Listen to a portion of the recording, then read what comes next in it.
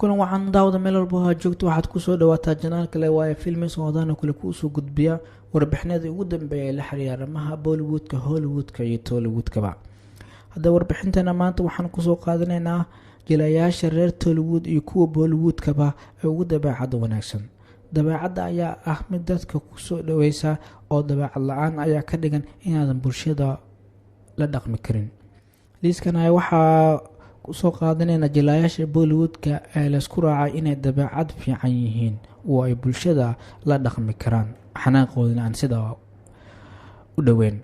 saxaafadda ka soo baxda dalka Hindiya ayaa warbixintan daabacday iyadoo u qurgashay arintan sax ahaanteeda. haddaba aan isla fiirina cidda liiskan ku jirta ee dabeecadda sare Bollywoodka leh ka xamaashata iyo kuwa Tollywoodka.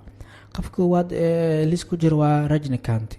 laga soo bilaabo inuu basaska raaci jiray ilaa uu ka noqdo halyey jilaagan wada dheer ayuu soo qaaday.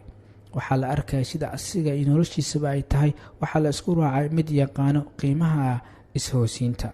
qofka labaad ee liiskan ku jirta waa Vidya Balan. filimka soo socda ee Shakuntala Devi ayaa qeexaya inay tahay mid ka mid ah hablaha ugu dabeecadda wanaagsan uguna aqyaarsan ee Bollywoodka.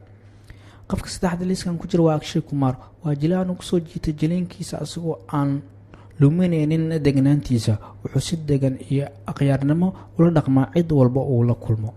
qofka afraad liiskan waa Alia Bhatt. marka laga soo tago aabaheeda Mahesh Bhatt, Alia waa mid aan hadal xumaan lahayn. waa sida hooyada oo kale waa qof dabci wanaagsan leh.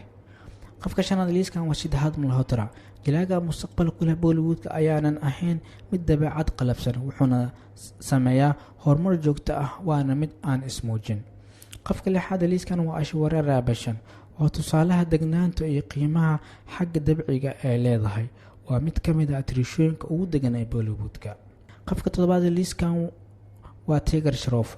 uma hadla si geesnimo ah, waa mid si degan u xamaasha. waa isku darka xariifnimada uu ka keenay hooyadiisa Ayesha iyo degnaanta caadiga ah uu ka keenay aabihiisa J.K. Shroff. qofka sideedaad liiskan ku jirta waa Kiara Advani. waa atriishada ugu macquulsan una degan ee Bollywoodka. si jilicsan ayay dadka oo dhan ula kulantaa. qofka sagaalaad liiskan ku jira waa Sanjay Mishra.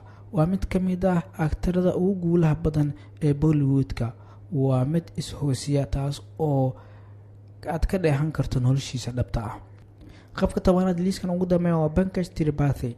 maadaama uu jilo doorarka xumaanta haddana waa mid degan oo dabeecad wanaagsan leh. waa qof ishoosiya yaqaanina qiimaha naxariista.